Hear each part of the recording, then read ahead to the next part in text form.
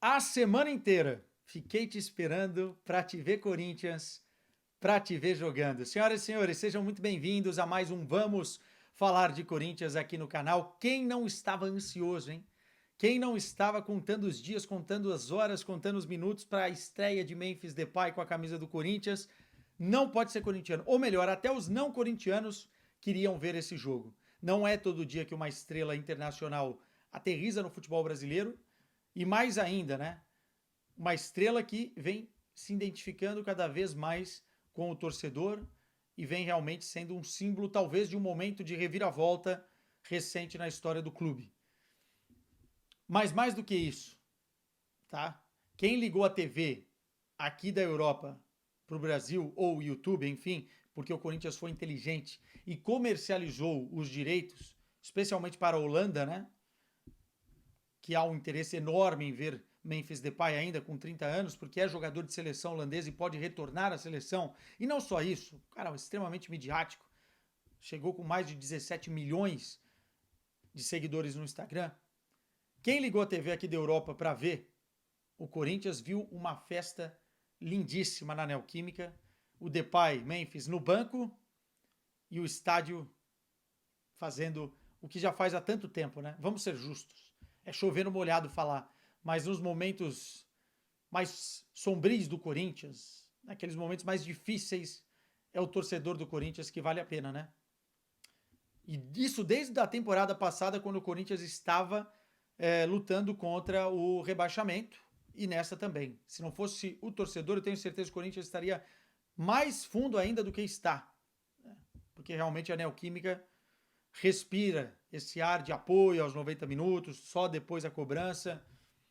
Enfim. Mas é legal, né? Quando você enche o estádio para ver um time bom, para ver destaques, para ver estrelas. Né? A gente viveu isso em muitos momentos da história recente e desde a década de 90. Eu vivi isso quando era torcedor de arquibancada. Ir no jogo para ver o Corinthians jogar um bom futebol, para ver o Corinthians jogar bem, para ver os craques, para ver os caras. De Marcelinho, Ricardinho, Edilson e Luizão, a Tevez, Nilmar, a geração de Ronaldo, né? Enfim. E agora o Corinthians parece que está entrando num trilho que o torcedor leva o filho no estádio, que o torcedor vai ao estádio para ver bons jogadores. Vamos lá ver a estreia do Memphis? Vamos lá ver o Coronado que voltou. Voltou não, começou a ser o que se esperava. Vamos lá ver o Garro, que é um projeto de ídolo já em construção, né? Vamos ver o Thales Magno, o Romero, que é carismático. Vamos ver o coadjuvante Yuri Alberto chutar uma bola na lua, mas depois fazer uma jogadaça. Vamos ver tudo isso, cara. É isso, né, que o torcedor vive e se alimenta. Sobreviveu na parte mais difícil e agora vai ter realmente a sua parcela de contribuição para escapar do rebaixamento no Campeonato Brasileiro, quem sabe beliscar outra coisa. Mas eu quero trocar uma ideia sobre o jogo, né? Estreia do Memphis Depay, Corinthians venceu por 3-0 e a gente vai começar pela escalação. O Ramon Dias, né, o Emiliano, seu filho, colocaram em campo. O Ramon não estava, né? Estava suspenso. Hugo Souza no gol. Fagner na lateral e Bidu na outra. Aí não pode contar com o André Ramalho ainda, o Gustavo Henrique e o Kaká. Três volantes. Charles, Martinez e Bidon. O Garro na frente e o Romero junto com o Yuri Alberto. Eu não gostei tanto da escalação, mas eu entendi a escalação. Parece que o Corinthians não quis sofrer. Né? Já que não entrou com três zagueiros, vamos entrar com três volantes para fazer uma transição gradual do que a gente quer ser para aquilo que a gente precisa ser, né? O Corinthians não podia tomar um gol cedo, de repente, do Atlético Goianiense, que ia se fechar todo lá atrás e não ia ter mais jogo, né? O Corinthians não podia se dar esse luxo. Então tinha que ter uma segurança defensiva para aí sim começar a construir, especialmente pelas laterais. O plano de se defender, compactar, deu certo. O plano de atacar no primeiro tempo deu errado. O Corinthians chegou muito pouco, teve algumas oportunidades com o Romero, mas pouquíssimo. Né? O Corinthians precisava melhorar. O Fagner caía de um lado, o Bidu do outro, mas também não conseguiam ser efetivos chegando no último terço de campo. Ficou preso com os três volantes, o Garro muito contido pela marcação e o Yuri e o Romero correndo.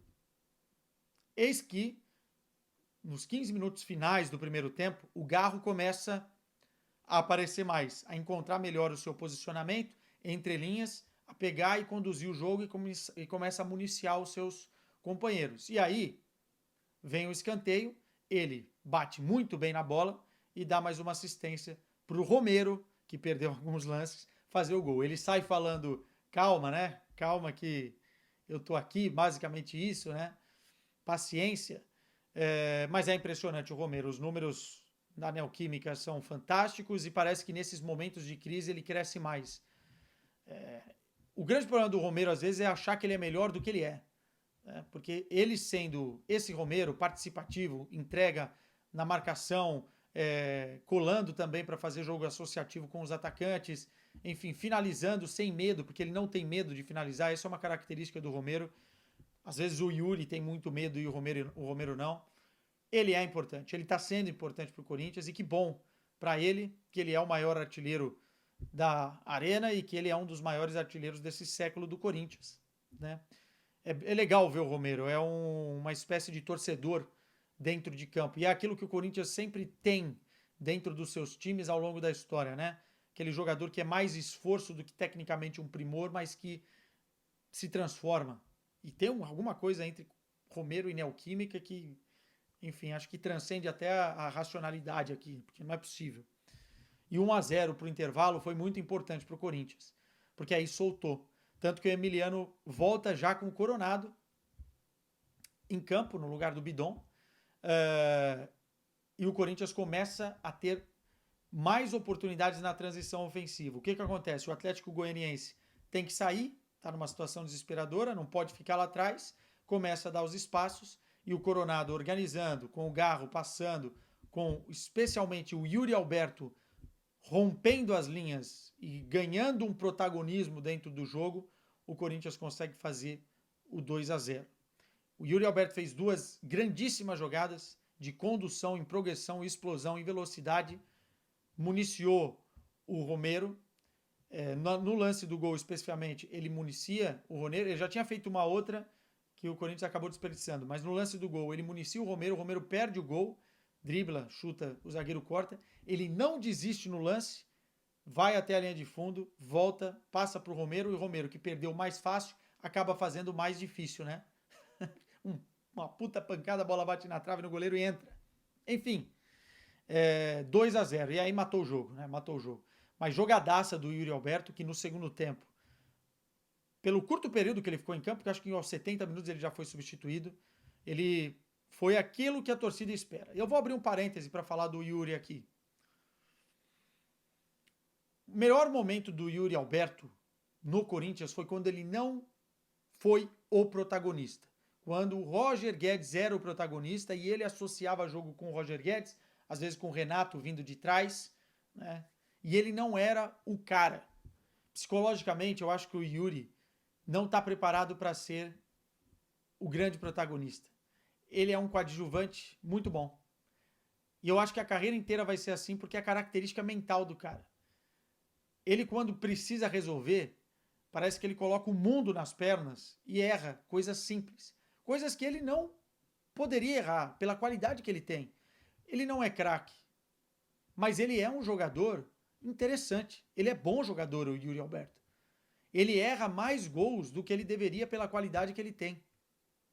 E isso tem mais a ver com a cabeça, e o futebol muitas vezes está mais aqui do que nas pernas. Então o Yuri, enfim, merece ser cobrado pela imprensa como foi, merece apanhar do torcedor, merece apanhar da imprensa, no bom sentido, óbvio, porque pelo que ganha, pelo que custou, ele deveria ser esse protagonista, mas ele nunca foi, nunca quis ser, né?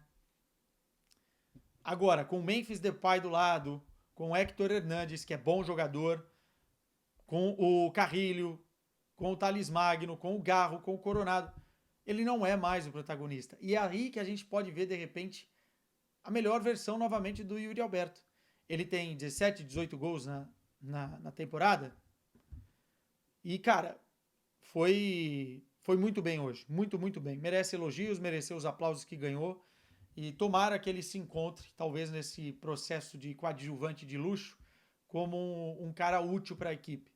Porque o Corinthians, se ele melhorar, certamente mais para frente vai vendê-lo por um valor muito alto, porque ele é novo, os números que ele tem encantam e vai projetar uma venda melhor. Então, assim, para todo mundo vai ser bom. E para o próprio Yuri. Né? Hoje foi muito bem. Depois do segundo gol, o Corinthians fez algumas modificações. E o mais interessante do terceiro gol é o Coronado. O Coronado parece que estreou contra o Fortaleza. Esse é o Coronado que a gente quer ver. E nesse jogo, especificamente porque o Garro jogou mais adiantado, ele fica como um homem de construção caindo pela esquerda aqui, né? Tanto no primeiro período de construção, quando o Corinthians gira o jogo, ele fica um pouquinho mais atrás. E é dessa posição que ele dá um drible de corpo no meio-campista do Atlético Goianiense, tira o jogador do lance, e aí ele tem 3 opções de passe, né? O Romero, se eu não me engano, já é o Memphis Depay, e o Garro faz a infiltração. E ele dá no jogador mais difícil, mas é um passe com mel, e o Garro finaliza para fazer o 3-0. Naquele momento, o Corinthians podia ter feito o 4º gol, podia ter feito o 5º. Jogou bola por um período. O que mais eu gostei? Vamos falar de Memphis Depay. Muito legal quando ele é chamado, né? Tá ansioso, fala eu, e ele vai para entrar em campo, a torcida cresce, ele entra e no primeiro toque na bola ele já dá um bolão enfiado na esquerda e quase que o Corinthians consegue fazer mais um lance de perigo, né? Depois no segundo ele tenta dar um drible dando com a parte externa do pé e passando pelo jogador. Depois ele recebe, domina e consegue com facilidade achar os companheiros. Dá para ver que o cara tem um trato diferente com a bola. Dá para ver que ele é um cara de posicionamento e percepção do jogo diferenciado, entretanto, sem ritmo de jogo, né? Sem ritmo de jogo. Porque se ele tá com ritmo de jogo, tem 2 momentos que ele poderia ter feito o gol, que seria a catarse, a apoteose dentro do estádio, né? Primeiro, uma bola que ele recebe na entrada da área, tem 2 marcadores, mas se ele dá um chute bananinha, ele consegue fazer o gol. Ele tenta fazer isso, mas sem ritmo, a bola muito colada ao corpo, não sai como ele queria e bate na defesa. E o segundo é um bolão do Héctor Hernandes, que vê do outro lado um cruzamento dentro da área, ele pega de primeira e acaba não fazendo o gol. Não saiu o gol do Memphis, acho que ele tá chateado com isso, porque ele sai assim com uma cara meio chateado. Acho que ele imaginou isso, sonhou com isso, mas vai sair. E acho importante o Corinthians dosar realmente as participações dele, porque é um jogador que estava 71 dias sem jogar e, como eu falei, não fez pré-temporada. Pô, Quesada, mas o cara estava treinando individualmente. É totalmente diferente. E é nesse momento que o cara pode ter uma lesão muscular que vai tirar ele, sei lá, 3, 4 semanas, no momento fundamental para o Corinthians. Então, mesmo quando o Fortaleza no final de semana, tem que ir com calma no acelerador com o Memphis Depay, porque dá para ver que é um cara diferente e que vai ajudar demais. Mas eu curti o estilo, o brinquinho, a estreia, a participação. Já dá para ver que ele é um jogador que ele não dá tanto bote, ele se poupa um pouco fisicamente na marcação lá na frente, né? Não esperem dele um Yuri Alberto ou um Romero de correr atrás dos zagueiros, mas esperem muita qualidade. E eu acho que a vitória coloca o Corinthians agora não fora da zona de rebaixamento, mas coloca agora o Corinthians num rumo em que em 11 partidas precisa vencer 5, empatar 2, vai. Já melhora, cada vitória que o Corinthians conquistar agora já vai melhorar um pouquinho mais o diagnóstico, o prognóstico para tentar chegar aos 45 pontos. Nas Copas é outra história. É outro Corinthians, Fortaleza com 2-0 no placar, o Corinthians precisa se espertar e ganhar e conseguir essa classificação. E na Copa do Brasil, se continuar dessa forma, me parece que vai pegar o Flamengo no momento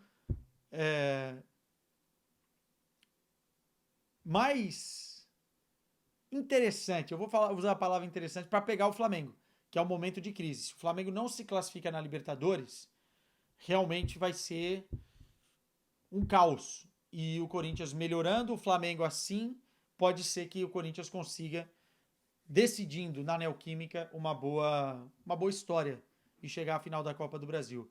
Senhores, senhoras, boa noite para vocês daqui de Portugal.